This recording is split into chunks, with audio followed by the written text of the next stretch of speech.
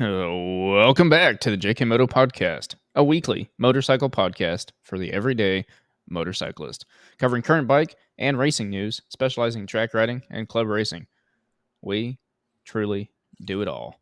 And this week, once again, we are brought to you by Working Class Customs, which is a custom fabrication shop out of northern Utah, and you can direct any more questions on that to Kohl. I'm Kohl. That's Kohl, and this is Easton, your hosts. I was about to say your two favorite hosts, which would have made sense, but then I messed it up. So your two favorite hosts of your favorite motorcycle podcast. Yep. Yep, he says. How you been there? You a little busy this week? Yeah, life changes, things happen, and you get a little busy, and but that's all right. We keep rolling. Can't stop the pod. Can't stop, won't stop. Yeah, can't stop motorcycling, that's for sure. Speaking of that, real quick, since we're not stopping, you guys shouldn't stop. Click the subscribe button down below if you're on YouTube. If you're not on YouTube, click that download or follow or whatever button it might be. We are on both platforms / all the platforms. If you want to just listen, head over to your favorite podcast platform and listen. If you want to listen and watch, we have a show of some sort. You can watch us on YouTube or, put in the background, whatever you want to do. But there are also other videos on the YouTube channel, so go check that out. And go follow us on Instagram at JKMoto Podcast. If you have any questions throughout listening or just track related, club racing related, USBA related specific questions, send them over to at JKMoto Podcast. We will answer any and all questions. That is my soapbox for tonight. My gosh, I'm glad you're done with the soapbox. Yeah, well, hey, I'm glad you're here. You're supposed to remind me, like, pump the brakes. Oh, sorry. Pump the brakes. Was that too late? Maybe just a little bit. All right. Next time All I'll right. be on the ball. Well, hey, with that, I feel like we should just keep this week a secret and roll straight into the intro. Hang on through the intro, and you can get that riding tip. We will bring you the riding tip, your weekly riding tip, right after the intro, so stick around. Yesterday at one point, I was in sixth.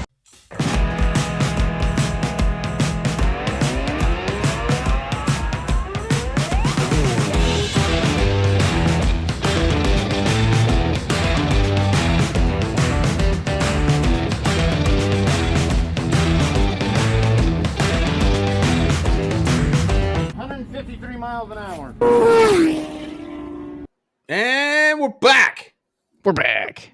And we're still live. Yes. I'm not doing it. Oh, man. It's like our signature. We got this like intro and all this other stuff, and the actual is we're live. You almost got me. I did. Can't stop, won't stop. Well, anyway, hey, thanks everyone for sticking around. I'll go ahead and give you this week's riding tip, which is once again brought to you by Bittinger Motorsports. Let's see. Here we go. All right. Ergo is step one. Quick pause on the riding tip. That threw me for a loop. Ergonomics. Unpause. Ergo is step one. When you test drive a car at a dealership, what's the first thing you do when you sit down? Adjust the seat, the mirrors, etc. Why don't we do this with our bikes? Having 200 horsepower is meaningless if your bike doesn't fit you and you can't hold on to it. Adjustable rear sets, clip-ons, possibly a race seat, and stomp grip should be the first things you do unless your body fits the factory settings perfectly. And that is this week's riding tip from Josh Bittinger down at Bittinger Motorsports. They operate out of MSRH Houston. The H stands for Houston, but go check them out. Link will be down in the description. Well, not to take away from that, but the first time you test drive a car, is that like a rental car? Or I mean, I would argue first time you get into any car. Like, it's not that's... Well, if it's a rental car, I always look for the emergency brake first. Okay, well, that's a different story. But, yeah. You threw me off. No, I mean, it's normal, right? If you can't reach the pedals, you can't drive the car. If you can't see behind you, you're not going to be able to really drive. I mean, sometimes there's been times I've definitely gotten in a car and I'm like driving down the road and then I look in my mirror and I'm like, what is that? And it's just the side of the car or the sky. You got to readjust, but no, when you give the weekly riding tip, I'm hearing it for the first time also. Correct. And that gave me a moment of pause, all smart aleckness aside. That's true. I mean, I'm a guy that rents a lot of cars. That's definitely the first thing I do is not look for the e-brake because most of them are electronic push buttons anymore. But can't e-brake slide anymore. Yeah, I'll usually hop in there and adjust the mirrors, adjust the seat, of course, and just thinking that through. When somebody says, "Hey, hop on my bike, give her an old test drive," I don't think I adjust anything. Nope. No, and to be fair, like you get in a rental car, you adjust your seat, you reach down and just move the seat. Now, I'll be honest, if I'm driving someone else's car, I feel real bad when I do that. And I try and like just move it forward and back. I'm like, hey, I'm moving your seat up. I'm not going to touch anything else because you got to put it back and whatever. And on a bike, it definitely takes more to make those adjustments. But I was thinking to myself, I'm like, how many dealers across the country? And you guys listening, chime in down in the comments. Let us know how many of you have been to a dealership and the dealer before you leave is like, all right, let's get these levers. Because you can adjust all levers up and down, at least. Maybe not in and out. You have to get aftermarket for that. Rear sets might not be adjustable. You have to get aftermarket. But you can definitely move levers up and down and at least have that adjusted correctly. Some bikes do come with adjustable rear sets aftermarket, or if you're buying a used bike that already has them. But I don't think I've ever heard of any. That's like something that people learn like 3 years into riding on the road. At the racetrack, I feel like it comes a lot quicker. But on the road, you're like 3 or 4 years in and someone's like, hey, you ever thought about adjusting that brake lever so you can reach it easier? And you're like, what are you talking about? And then you move it. I'm going with 0%. Yeah, probably. Yeah, I'm not taking that bet. But yeah, let us know down in the comments if any of you have any different experience, or any of you that might be working at a dealer or dealership. Do you guys have a different outlook on that, or what your thoughts and opinions are on that? That is a good topic. But yeah. Well, I know the Harley Davidson dealerships back in the day. I seen it. Yeah. I seen it. The Harley Davidson dealerships, at least back in the day, I mean, they're not gonna adjust that for a test ride, but I know they used to have all those like stations or stands that would have 3 or 4 different seats on them, so you could jump from seat to seat to see what because it's quite common. I'm not sure anybody buys a Harley without modding something on it. Yeah, whether it's a taller handlebars or bigger, softer seat or some chrome gold live free or die hard eagle something or other. Yeah. Not to be confused with the Christmas movie. Yeah. I was going to ask you about that. Being a Harley guy, I was going to ask if a Harley dealer would be more likely, but I wonder, does it only feel like they're more likely because they are just selling more, trying to sell more things to you? You go in and you buy a $30,000 bike, and here you need another $10,000 worth of stuff. Yeah, that's where the profit margins are. I think is in the add-ons they can get you to throw on it on the way out the door. Yeah, that makes sense from that aspect. But anyway, to take that tip on board, if you're a newer rider and you're listening to this podcast and you haven't heard about adjusting all of those things, your handle grips, levers, handlebars, another thing, clip-ons, but your levers, you can move them up and down, and you can also, if you get adjustable, that's where most people will move them in and out. So closer or further away from the handlebar, where you can move them up and down so you're not reaching like up and around the lever to grab it. Moving your rear sets, I know you've had a lot of experience with that, or maybe not a lot, but you got some aftermarket, and one day you're like, I'm going to move these, and you moved them, and you're like, that actually made a huge difference. Yeah, kind of got them dialed in after that. Yeah, it's crazy what kind of difference rear sets can make. Less on the levers, but most bikes nowadays do come with adjustable levers, I think, at least for your in and out. Mm-hmm. So, I mean, that's an easy quick thing you can change on most bikes when you hop on. I don't know. Interesting. Ergos are important. Sure are.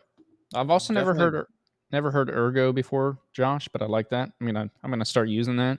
Did you check your ergo, man? I like that. Oh, man, you gotta get educated. Well, I don't hang out with people, so I just hang out in the stable with the bikes. There you go. That's fair. Okay, have we lollygagged enough so that we can talk about the biggest news in the history of the world that is not actually news yet, but it's just more rumors, but it still plays. Oh, here we go. Kohl with the rumor mill. Hey, there's been some stuff going on behind the scenes, and I know that half the people out there think I'm crazy, half the people don't. BMW is coming to MotoGP. Yeah, man. Oh, my goodness. Is that actually where we're going right now? That's actually where we're going. That was a good guess. How long have I been saying it? How did I know? How did I guess that, audience? You guys. So there was some confirmation this week Okay. that the conversation had at least been had, which that alone tells me that my mind is on the right track. Okay. So it has came out this week that MotoGP, or Dorna rather, was in fact speaking with BMW about taking those Suzuki spots. Mm-hmm. They opted not to at this time, but Dorna is still, talking to them, pressuring them. The BMW has made a statement saying how valuable their relationship with Dorna is. As you've expressed many times, they're getting plenty of publicity just running M Series cars around the track. Yep. Safety car. But BMW has said it is not ruled out, and the timeline might be a little different than I had hoped, but we have a major rule change. Everybody's kind of hanging on for that 2027. 2027 is the next year that MotoGP, they can completely revamp the rules, meaning they could make everybody ride 600s.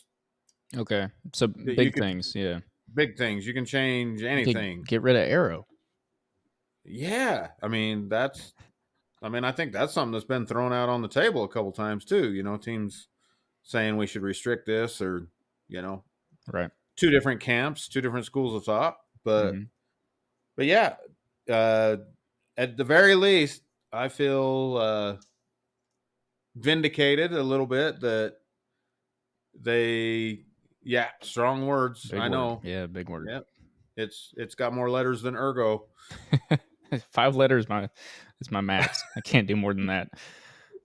But they, I think that's pretty cool. That gives me hope. Yeah. They also talked about Aprilia when they first came back to MotoGP. They graduated their World Superbike straight over and started there platform wise. Mm-hmm. And they're saying that BMW and what they're doing in World Superbike right now is laying a groundwork for a bike that could be brought over. So Which that's is what I've why been, that's what I've been the saying. wings are so stupid big on the M1000 RR. Well, so I have Googled this question before, and since you're bringing it up again, I decided to Google it once again, and I Googled, is BMW entering MotoGP? Now, once again, we do pride ourselves on being a mostly non-rumor mill podcast, so we will specify that these are rumors, or we'll specify what's rumors and what isn't. As Kohl mentioned, right? They are not officially going to MotoGP, but apparently that conversation has happened. So not a rumor. Anyway, I Googled it. First thing that came up, the first 1, 2, 3, 4, 5, 6, 7 words. BMW is closely looking at entering MotoGP and expanding its baby. motorsport division in the Oh, coming baby. years, according to new CEO Marcus Flash. So that's from motorsport.com, us.motorsport.com, MotoGP news, blah, blah, blah, blah, blah. But yeah, I mean, it looks like you're you heard should it just here listen. first. Yeah, Months you should ago. you should just listen to me.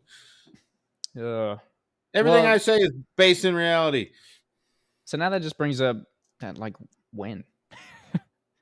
2027. We need more flavors on the grid, though. Yeah. Well, so this article is saying that MotoGP is set to switch to smaller capacity 850cc engines and introduce fully sustainable fuel in 2027, which are 2 major changes it hopes will attract another brand to the series. Interesting. Smaller bikes.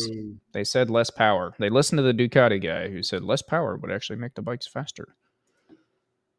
Boo. Yeah, we don't want that. We want 2,000 cc's. Give us the power. 2,000 cc's and no arrow. Yeah. Make That's what I'm talking about. Make the bikes unrideable again, so they have to prove that they can ride it. Ugh. All right. Well, I like that news. That was better than I thought it was going to be. It's good. The funnier story from you, or for you, the funnier story for you is Yami Noob. Yami Noob had a new video talking about the GSX 8R or whatever it is. Yeah.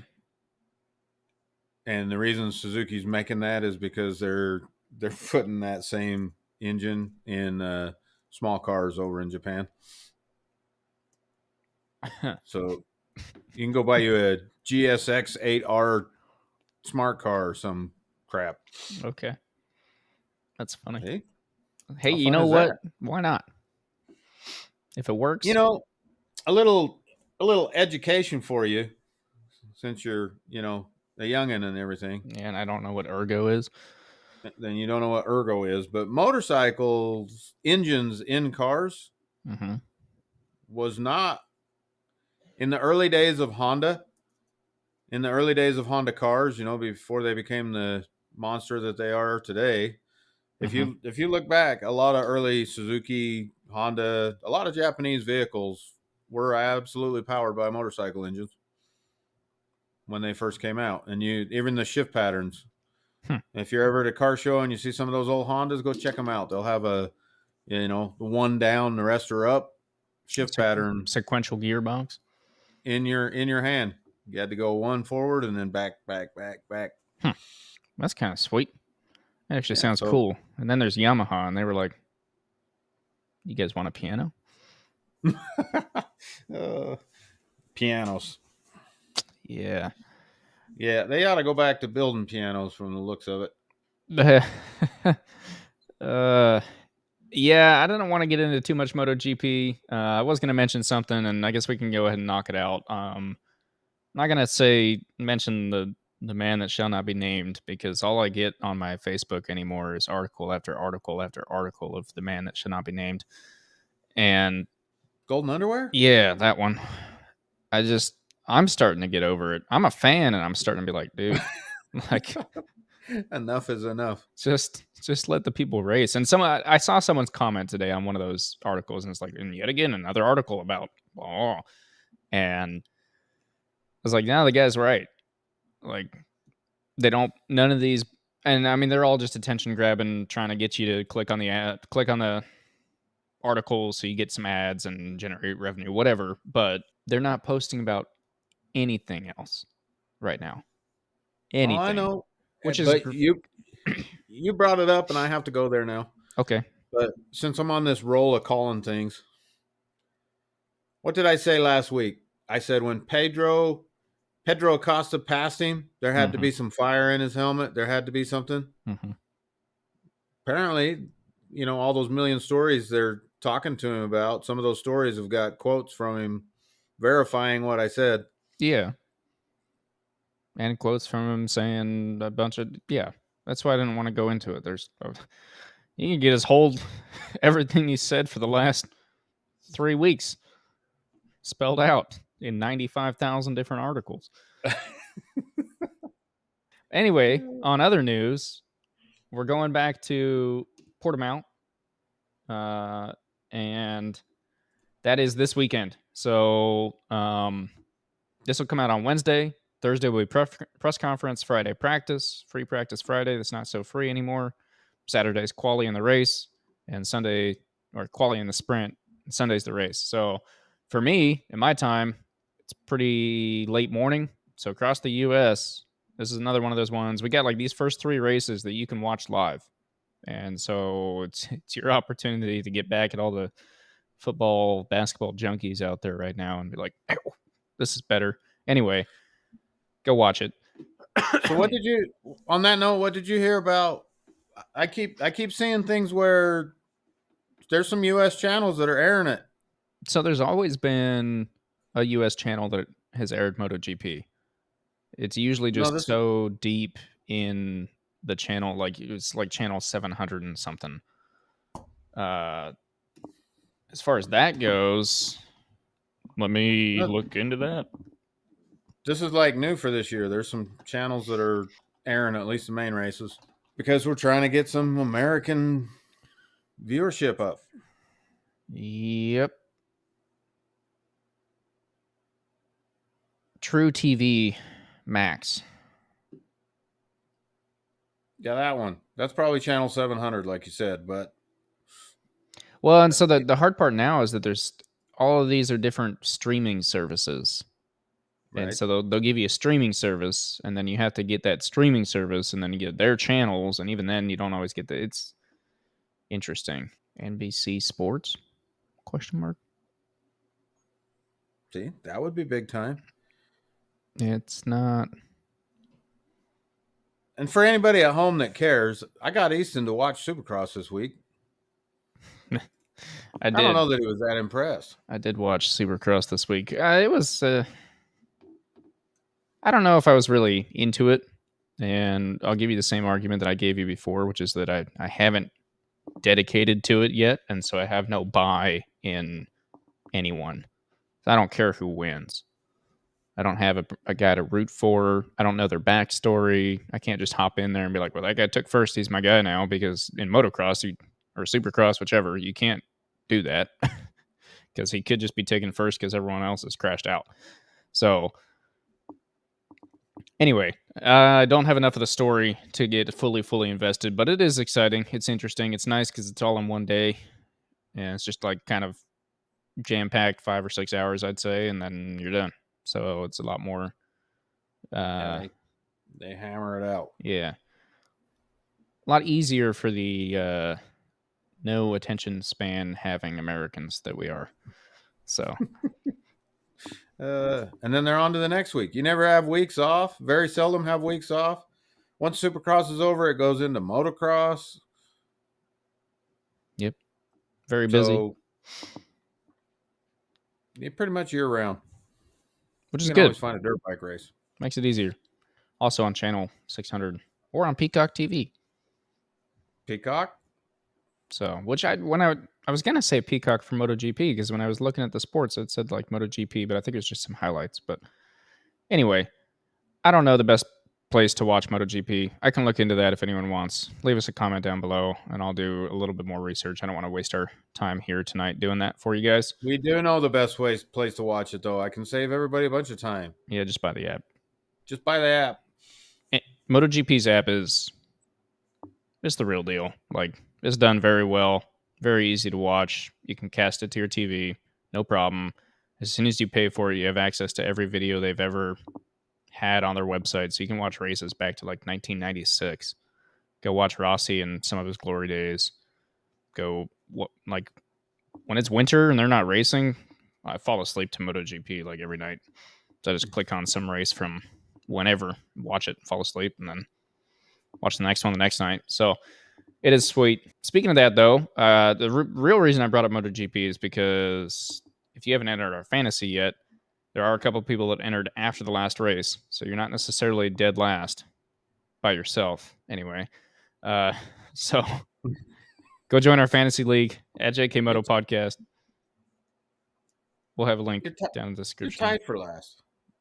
Yeah, you're tied for last if you join right now. There's still time. There is plenty of time. Get in there. Honestly, you could probably like use the boost this first week and boost yourself right up.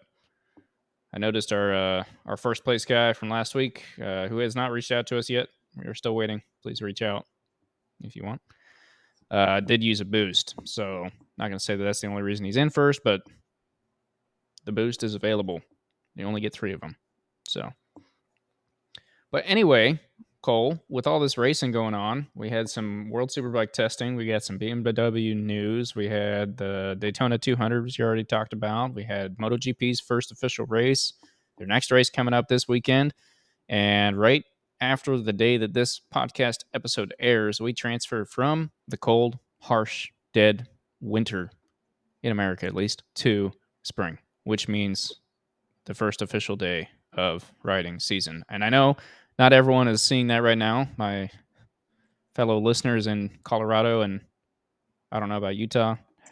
Southern Utah got hammered along with Colorado, but so Colorado and parts of Utah. Sorry, we feel for you, but I feel like this is an every year thing, and you guys should expect it at this point. If you want better weather, you move somewhere else. Anyway, with that, great news. It's springtime. Racing's right around the corner. All the club racing is getting started back up. People are getting ready to go to their classes, their meetups, their whatever it is that you each do at your individual clubs. And I just want to put a quick plug out that it is your time. If you haven't thought about it, if you're driving to work right now and you're listening to this, or hopefully you're driving home because you're more likely to remember from this also, pull out that list of to-do things that you stuck in the toolbox last year at the end of the season and get those things done. because now is the time. And I had some interesting ideas on that. Yeah. I was just imagining like wrecking on your last weekend, which is okay. Wrecks happen. It's not a big deal. And you put a hole in your suit and you're like, yep, sweet, whatever. I'll take care of that. In the off season, it'll be super easy. Just take it down to Anthony's Leatherworks or wherever it might be. And then it comes to your first race weekend and you pull out your suit, having completely forgotten about that all winter long because you're busy eating chocolate and looking at people with long white beards and red suits and whatnot. And your suit still has a hole in it and then you can't race. And I just thought that would be terrible. So that's why I wanted to put that reminder out that you should go pull out that to-do list and do those things, whatever they might be for you. For us winter snowbirds, it's time to start at least thinking about getting the glycol removed from the bike, the water. Don't rush that one because we're still going to get at least 2 more cold snaps. Yeah, once again, if you're in Colorado or Utah, hold off on the coolant. Leave the antifreeze in for a little bit, but everyone else, it's probably a good time. I know I de-winterized my RV a couple weeks ago, and we're all good to go there. So it's been I was just going to say, it's not just a bike. It's not just a bike. I mean, now's a good time. I tinker on the bikes all winter, and the race trailer has been pickpocketed, has been, what do you call it? Tools have been taken. Zip ties removed, The shop is leasing some things. Yeah, things out of the trailer. That's on my quick list of things to do. I got to go back through the toolboxes in the trailer, make sure I got all them spare parts that inevitably come up at the track, things that you're going to need. Make sure that I got that thing stocked and ready to go for another year. Yeah, I didn't think about the trailer. That's a good one, though, because, I mean, especially you got your trailer right outside in the garage. You keep all your stuff in there, and it's real easy between race weekends. Be like, all right, use it real quick, put it back. I need it next weekend. But in the winter, it's like, yeah, I'll be using this in the shop again next week. I'll wait. So that's solid. I was going to mention tires. Check your tires. Check your dates on your tires. Check the. I don't know how to check. I'm not going to check the dates on my tires. I'm not going to do it. Okay. Because I go through them so fast. They're all like 2 days old. Yeah, that's fair. And I mean, everyone's in a different situation, right? So whatever key parts of this that you guys each need to take out individually, please. Well, Easton said to check the date of my tire. I just bought them yesterday, but they're a day old. I'm throwing them out. That's not what I'm asking you to do. Please don't do that. But check your dates. Check and make sure that if, we were talking with Chris Hamlet and talking about if you're cold, they're cold, bring them inside. If you've been storing your tires outside all winter and it gets cold, have a second thought about that. At least be careful on your first round out. Be wary that tire might not have the life that you thought it did. Anyway, yeah, it's that time of year, whether you're riding on the road or the track. If you're on the road, you can do a shorter ride to go get a nice test ride. On the track, it's kind of like your first track day is still a track day. You're still out there and your testing is pretty hardcore. So it's more important, I would say. Not that riding on the road isn't important to check all these things, but on the road, I can ride around my neighborhood. On the track, you got to go to the track. You got to do a track day. So more important to check all those things. Make sure you got everything with you. The trailer tip that's good. Super good. I didn't even think about that. But that's because I empty my trailer out every time because I have to go park it off site. So anyway. The other thing is if you're listening to us for advice, then we've already steered you wrong, because if you're the type of person that needs work done at a shop, if you're not doing it yourself, you have missed your window most likely. I'm pretty sure we covered that last year. I'm just saying, you're going to take a bike to the shop. You're going to take a bike to a shop right now, and they're going to be giving you lead times out to you know what. Yeah, that's true. It's also not the best time to buy a bike. It is a good time to sell a bike. What else? Well, is that true, or do I have that backwards because the whole supply demand thing? No, it's usually easier to sell a bike in the spring because everybody sees the nice weather and they're like, "Oh man, I wish I had a bike. This is my year." Yeah. What was I going to say? But no, we covered. I specifically remember last winter. It got to be winter, and I was like, unless you're down in CVMA, this is your time to do all those things to the bike that you've been putting off and do them, right? So this is our cleanup from that. Hey, we got all that stuff done. Now let's make sure we got everything back in the trailer, got all the holes repaired. We actually did all the things on that list. And Kohl is right. If you were like, oh, yeah, I got to do that, and you just put that episode on your list, and then you're now pulling out that list, you might be.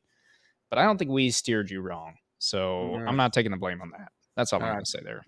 Fair enough. Yeah, that was about all I had for the spring is coming, winter's gone discussion. When's our next Moto America race? Moto America. You know, I actually had the calendar brought up, not for a minute, not for a hot minute, a month. A month from the day this airs, they will be going to Road Atlanta. Unless you're counting the King of the Baggers down in Texas. But we need to talk about Moto America. They don't get as much action from us as they should. But I want your Moto America predictions this year. Do you want me to put them in an envelope, seal it, and open it up at the end of the year? Sure, if you want. I don't know. I'm just kind of curious. It's money. So this year we're going to have a tight competition between all the second place riders. So who's taking first? So Gagne is going to win this thing again. Okay. I think Gagne is going to win this thing again. But second place, I don't even know. It could be Cam Peterson. Mm-hmm. Okay. It could be Cam Bobier. Yep. It could be Josh Herron. Yep. And it could be Loris Baz making his comeback to Moto America on a Ducati. Where is he? What? Okay. I'm listening. They don't have his bio up yet. He's back with Warhorse. He's sitting on the Ducati is now going to be a 2-bike team. Okay. So right next to Josh Herron and Baz, which will be quite interesting. Yeah. It will be. Yeah. Well, now I'm kind of mad at Moto America a little bit because they don't have his bio up here. I'm looking at all the bios and I'm like, well, I didn't see Loris Baz and there's no bio for Loris Baz. So they're a little bit behind on their news. But okay. Well, you better fact check me now. I'm sure he's coming back. All right. I will, since once again, we don't spread rumors. Loris. With a Z. Baz. B-A-Z. Yeah. Moto America. Okay, he is returning. This is from MotoAmerica.com. Frenchman Loris Baz is returning to Moto America Championship for 2024 with the. Well, they restarted it. Yeah, he says he wanted to come back to America. The same team. Yep, everything's there. Same team he had in 2021. He will be right next to Josh Herron on the Warhorse Ducati. And man, it's like I almost know what I'm talking about. Yeah, that's weird because they just don't have his bio up yet on there. Like if you go to their riders and all the bios, he's not there. But heck yeah, 2 Ducatis. We got 2. There's that. Well, yep. 2. Next year there might be more. 2 Ducatis, 4 or 5 BMWs. 6. Well, Scheibe's still in there swinging. Yeah, that's what. So it's interesting to pick those apart. But okay. Jake Gagne on a Yamaha, Josh Herron on Ducati. We talked about that. Cam Bobier on a BMW. Matthew Schultz on a R1. Question mark. No. Okay. Where are you reading that? This is on MotoAmerica.com. They're riders for Superbike. This must have been from last year, and they just haven't updated it yet. So Matthew Schultz just he just announced today, coincidentally. Mm-hmm. He is. So hold on, I think I have it right here. So Squid Hunter, who is Josh Hayes, the team Josh Hayes rode for last year in Supersport. Okay. Squid Hunter has changed their name to Strack Racing. Okay. And they have Matthew Schultz and Ed Sullivan racing R6s, I presume. Okay. So jumping out of the Superbikes.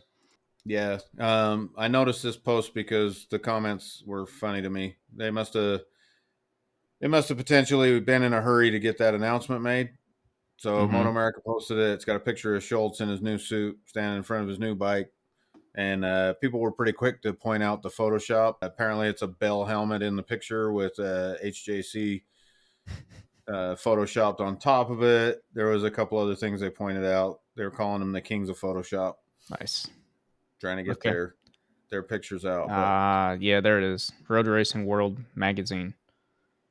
RoadRacingWorld.com.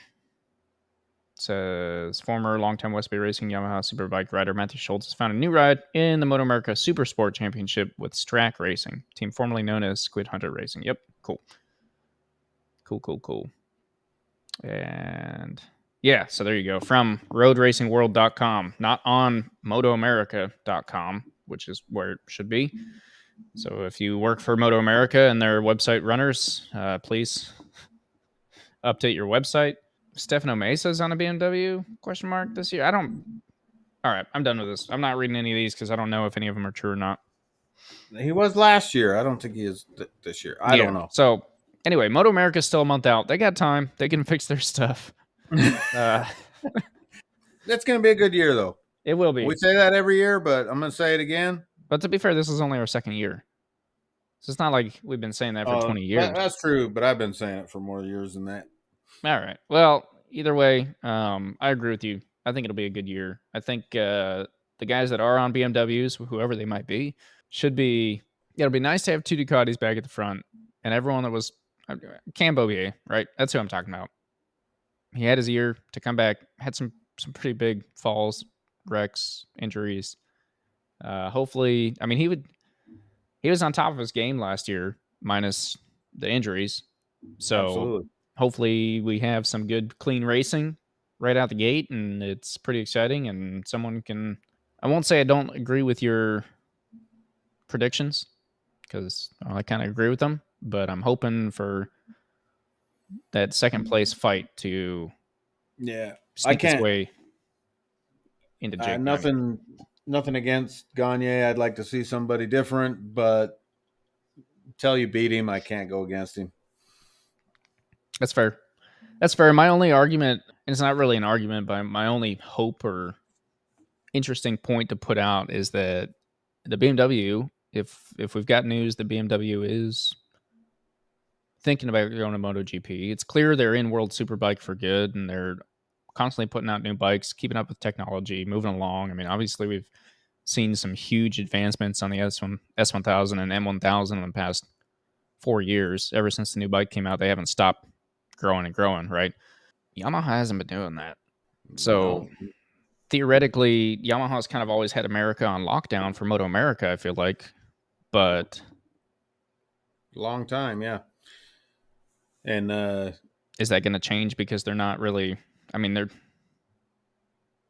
R1 is leaving us.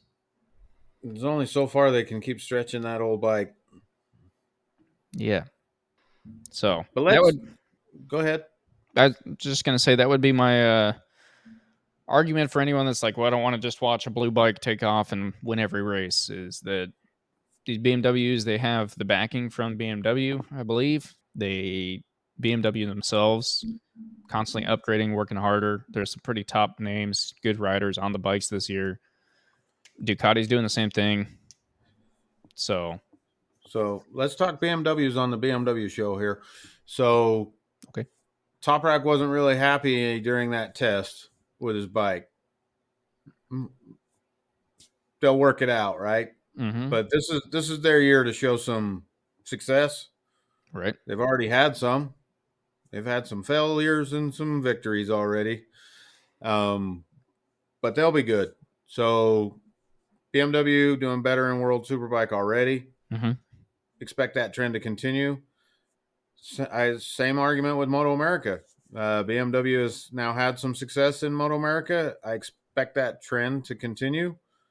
But they've already had a lot of success in BSB. They're the ones that are selling bikes. They're the ones that are pushing the envelope for us street riders as well. Yeah. So I want them to be rewarded for that. The fact that they just keep kicking out 200 horsepower bikes for the street. They're selling bikes. They don't show no sign of, quitting. So yeah. Well, and so almost an argument against BMW going to MotoGP. It's going to be great to have another bike on the grid, another manufacturer, another factory, whatever you want to call it. Always great the more the merrier, right? mixes it up a little, gives a different person a chance to shine. But the things that you're talking about almost stem from the fact that they don't have that. Because anything that BMW wants to race in World Superbike, and then that trickles down, they have to make that available on the street. Right? So those are production model bikes. Now, I understand there's a lot more that goes into it before everyone freaks out and yells at me and like, oh, there's nowhere near a production model bike. I understand a lot changes, but they have to have a good base package for their race teams to use.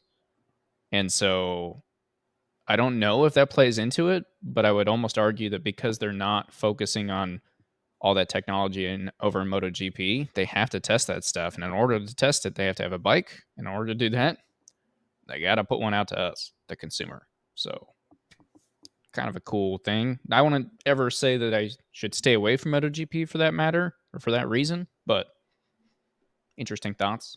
One of the arguments we always have is they're selling more bikes than super bikes. They're selling more super bikes than anybody, I believe. Mm-hmm. They have done it without having to go to MotoGP. But so one of the questions that have come up is if they go to MotoGP and fail, does that hurt them in the long run? Oh. And not to pick on anybody, but Aprilia going to MotoGP has absolutely not hurt Aprilia. I mean, they've had some successes in recent years, but honestly, it was a circus all the way up until the last couple of years. Yeah. You mentioned last week when we were talking about their, quality issues, or quality issues maybe is the wrong way to put that, but dependability issues or whatever on the track. I don't think any that hit them. People who love Aprilia and they root for Aprilia and MotoGP, and I don't know that you have to win to sell bikes in today's world. Yeah. Yeah. Well, and especially in MotoGP, I don't know how much it affects it because, I mean, like, look at Honda. Honda runs a V4 in MotoGP. You ain't buying a CBR with a V4 in it. Nope. Like, it's not. We could talk about the aero and how prototype these bikes are, but they're not the real deal. You can't go buy them. And so that would be my argument is like, I'm not going to take Aprilia having electronics issues on the track just about every weekend. Not really going to take that as their street bikes have that problem because they're not street bikes, one, and two, they're race like even if they were the street bikes, like even if in World Superbike they were always having problems, I still probably wouldn't trace that back to. I would be more likely, but I want to trace it back to the one I buy at a dealer. So, right? No, I don't think it's theoretically. BMW goes to MotoGP and has a terrible first season. Everyone's going to say, okay, it's their first season, whatever. If they continue to have terrible seasons for 5-10 years, I don't see that hurting them in any way, unless it shows like. I don't know. If they went to MotoGP, had a terrible first season, and then the next year their bikes just were also terrible, then you'd be like, okay, I'd start to ask some questions. The likelihood of that is like 0, but that would be the only way I could see that turning bad for them. All right. See, I got you back on talking MotoGP, and you didn't want. Excited for the race coming up? Yeah. Yep. For sure. But there's one more subject that I wanted to touch on. All right, what do you got? Hit me. So I know that you had already talked about it a little bit, and maybe we should get a guest on to talk more about it. But let's touch on some local news, which I think is pretty big news. On this sport, we constantly talk about growing the sport and how you grow the sport. And one of the things we always come back to is you got to get some Americans winning again, big events. You got to get them on the world stage. You got to get them, to grow the sport. Well, how do you do that? With the kids. With the kids. And we always say, well, how do you get, it's so much harder to try to get a kid, street racing, not street racing. Road race. Kids don't street race. It's dangerous. Fast and the Furious 27 is a bad example. I agree. So, but it's easy to go throw a kid in a backfield on a dirt bike. Easier than it is to go teach them how to run around an asphalt track. Yeah. Well, and I also feel like it to a parent or an adult that doesn't know or isn't educated, or even maybe there's some truth to it. I don't think there is. And we could talk about that later if you want, but it would appear safer, right? You grew up Right. on a dirt bike. I grew up doing that. I did that when I was, 10 or 12. My kid can do that. Everyone's got a dirt bike. We can do that. People Right. don't go to the racetrack. And we talked about that before. So, very exciting news locally for us over here in Utah Yeah, I was going to say for you, not quite for me, but still exciting nonetheless. is USBA, the Utah Sport Bike Association, is hosting mini motor races this year, and they've been selected by Moto America to be one of the events that qualify the kids for bigger and better things. Yep. The mini cup qualifiers is the official term there. Yeah. So that is on Moto America's website. Unlike the See, the riders' kids are the most bios. And important. oh, I agree with that. Yeah, it's saying USBA, so Utah Sport Bike Association. Right. I always want to say Superbike because I feel like everything else in the world is Superbike. So do I. And to be fair, for anybody that's paying attention, I have said Superbike more than once in videos and in commentary on this. And I apologize, but yes, it is Utah Sport Bike Association. Watch them change it this year just to spite you. Utah Sport Bike Association will host the 3 qualifiers at Utah Motorsports Campus in Erda, Utah, also known as Tooele. I know it's not officially in Tooele, but Tooele is the bigger city there. The first of those will be held on April 28th, and then May 19th, and then June 23rd. So, Mission Mini Cup by Motul National Final will be held at Road America in Elkhart Lake, Wisconsin, August 9th through the 11th. I guess they're running interesting. So it says they've got Motul classes of the GP160, GP190, which is going to be your Ovalis, a Street GP, not sure what that is, and then Stock 50, Stock 110, and Stock 125. And the picture definitely has a young kid on a Yamaha Pee-wee 50. So, yeah. I mean, no, that's super cool. That's awesome for USBA, for UMC, for everything. I think it's great that Moto America is even doing that at all for the reasons that we've talked about. We've talked about them a lot on here, and I talk to people all the time about it. Honestly, it's my biggest complaint is, and it might be deeper than that, but yeah, the best way to get Americans to watch motorcycle racing is to put an American in motorcycle racing, and one that'll win and do well. So we have something to root for. We don't like rooting for people that don't win. So, So anyway. we need to get somebody on here to talk some more about that, because as you mentioned, the first one's April 28th. And Yep, April 28th. My better half's already said that I need to volunteer. Just she'd like to go check that out. So go volunteer to be a flagger or something on that weekend. Yeah. Go put in some time and see what that's all about, because I know you have personal reasons to pay attention, and I know I have other family members that have a reason to pay attention. So we'll get some more details on that. Sounds good. Yeah, we'll work in the background a little bit, get someone that can talk a little bit more to it, or at least talk with us about it for a little while. We'll get you guys some more details on that for sure. And if you haven't ever heard of that, the Mini Cup, if this is your first time, one, we try and promote Moto America as much as possible.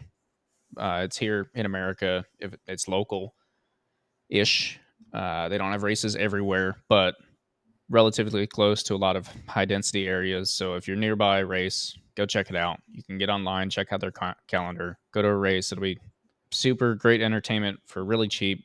Most of the races go up on YouTube. And then if you haven't ever heard this whole mini cup and you've been wanting to do that with your kid, or you got a kid who's super into racing or super competitive, whatever it might be, and that's something you're interested in, go check it out. Get the info. We'll try to get you a little bit more info because that is the best way we can help grow the sport, and not even from a growing it like we got to get an American in MotoGP right now, but just if we don't build racers from a young age, it's going to go away completely. And there are literally thousands and thousands of kids from those age groups that are racing motocross tracks every weekend around the whole entire United States. So anybody out there listening, get that kid that thinks he's fast and bring him out, put him in this, have him come stomp everybody. And I mean, who knows what avenues that might open up for him. Yeah.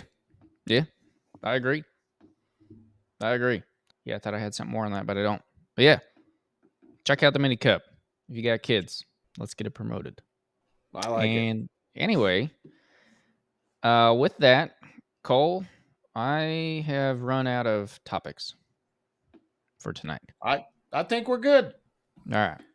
I think we're good. Let this one roll. We'll be I mean, we said it before. We'll say it one more time. MotoGP. You'll be listening to this on a Wednesday. MotoGP will be all geared up, ready to go. And as some of them other series fall in place, we're going to have racing dang near every weekend for the rest of the year. Yep. Be here to cover all your racing for you. We will still be getting some guests here and there and getting some good topics to throw in there for your guys' racing and just track riding and overall news. And quick shout out once again to Josh Bittinger. Those weekly riding tips will keep coming. So I hope you guys are enjoying those, paying attention. Go show him some love. Follow him on Instagram, Facebook. I think he actually has a YouTube channel. And if you're going to COTA, go check him out. He'll be at the Ride Smart tent. He's got some cool gadgets and training tools down there. So go check him out. If you're going to be at COTA, hit us up. We'll be there. Yeah. Also come find us. Yeah. Love to meet some of you. Just hit us up on JKMoto Instagram. Yeah. Send us a DM. I'll be checking it pretty frequently while we're there. See where everyone's at. We'll come say hi, hand out some stickers and whatnot. And yeah, go mark off your list. Get your bike de-winterized. Spring is here tomorrow, today, whatever day it is. I don't know officially when it starts, but spring is here. Let's get riding. Let's get racing. We'll see y'all next week. All right. See you later. Thanks for listening.